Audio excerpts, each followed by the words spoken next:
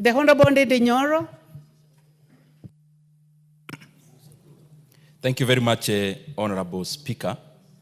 Honorable Speaker, I want to say something very briefly, especially in regards to not just this appointment, but all of them. Number one, Honorable Speaker, is based on actually my experience as where I was serving before, and something I reflected upon yesterday, that even as we talk about the people who are the people who are joining government in various departments and ministries, it is important for all of us to understand the challenges which they are coming to solve. And I'm saying so even in regards to the PS that we are considering this morning, and the others that we will be considering this morning, that there are some things that we have to pull in one direction as a country. And I'm saying these things and repeating them because I know the enormity of it. That even as they come to serve, there are some things that we have to put concerted efforts here in Parliament, the executive, and every other Kenyan, because Kenya belongs to all of us. And the challenge I want to highlight, because it cuts across all the departments and ministries, Honorable Speaker, is that we have to pull in one direction in finding a solution to the revenue and debt strains that we have as a country.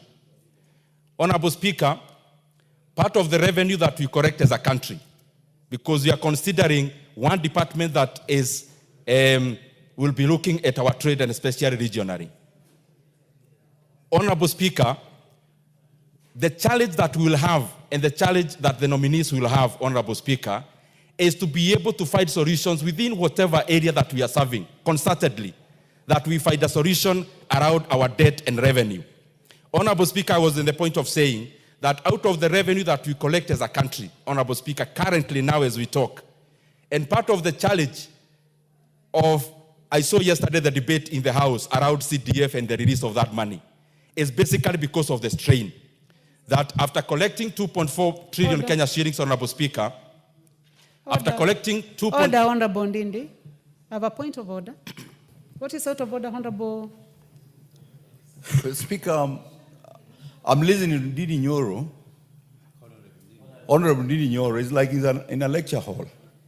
We are talking about competence and competencies of individuals who have been nominated to serve in this government.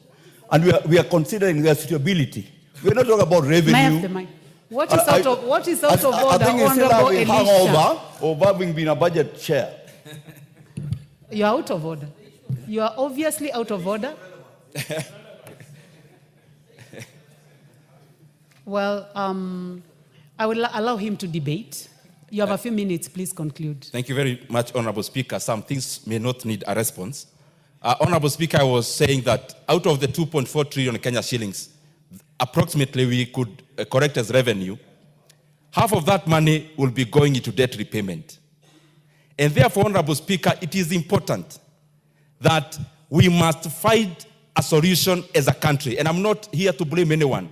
I'm just saying in our legislative role here and in all the other arms of government, there must be concerted effort in regards to the existential threats that we have in our economy. Honorable Speaker, one of them is debt. It is tied up with revenue, because if we had more revenue, even the current debt portfolio or servicing will not be as a challenge as it is now, Honorable Speaker. Secondly, Honorable Speaker, when we talk about trade and East Africa, we must give the entrepreneurs, the investors, the primacy of the role they deserve. Honorable Speaker, in many countries, an investor, Honorable Speaker, is given and accorded the support and the respect they deserve. Because, Honorable Speaker, when you come in as an investor in Kenya, you are not doing the country is not doing you a favor. It is actually you doing the country a favor. And I say so because as we look around trade, we may rely on our own internal capital, Honorable Speaker, but we may also have to rely on external capital out of entrepreneurs from other economies. Honorable Speaker, the PS of the current department that we are debating this morning must be very abreast that even as we attract investors, investors must be heroes of this country, Honorable Speaker. They must not come here to get started, and get a feeling like the country is doing them a favor, Honorable Speaker, for them to come in. It is actually them that are doing our country a favor, given the fact that there are many parameters and there are many available alternatives for them to invest their money, Honorable Speaker. In overall, Honorable Speaker, I want to congratulate all the nominees and call upon them that we be sincere in public service so that even as we come in, we are looking at the generality of making our country better, Honorable Speaker, and not any other personal consideration. With those many remarks, Honorable Speaker, of you, I submit. Thank you. The Honorable Irene Mayaka. Honorable members, you may choose to make your comments brief so that, yes, what is out of order, Minority Leader? Madam Speaker, I seek your indulgence that looking at the time that we are remaining within the morning session and the important motions we have on the order paper, I was requesting that with your indulgence after Honorable Mayaka, if the mover could be called to reply. But we want to talk, yeah. There's another one, the next one. No, Honorable members, that is noted. Yes, I know. What we could do, honorable members, is to have 2 people on the left and 2 people on the right. So we start with the Honorable Irene Mayaka. Thank you, Honorable Speaker. And Honorable Speaker, given the time constraints, I'll be very brief. I want to take this opportunity to support the special motion on the approval of the Honorable Caroline Karugu. Honorable Speaker, Honorable Caroline Karugu is someone who is well known to me. I have had an opportunity to interact and work with her, and her qualifications in terms of academics speak for her.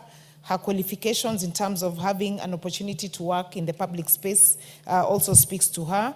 And Honorable Speaker, as a chair of regional integration, I'm in particularly very happy to have Caroline on board because it's very clear from her sentiments in terms of our relationships with other regions, especially the EAC and Pan-Africa are in the right place. I like that she speaks about the economic aspect of it and how we can actually strengthen our relationships. And so, Honorable Speaker, I have absolutely no doubt that Caro is the best person for this job, and I want to wish her the absolute best, and I do support the approval of her nomination. I thank you.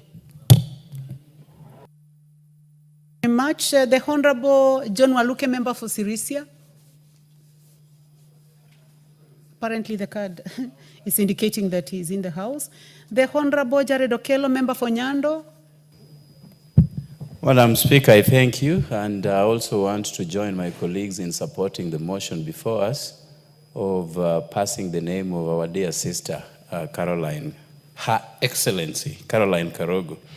I have known her since our Azimio days, and even though the country was balkanized along the Azimio and Kenya Kwanza lines, Honorable Karugu, even though coming from a region that was dominated by Kenya Kwanza, she chose to stick with Azimio because she had faith in what Azimio could be able to achieve for this country at the end of our elections.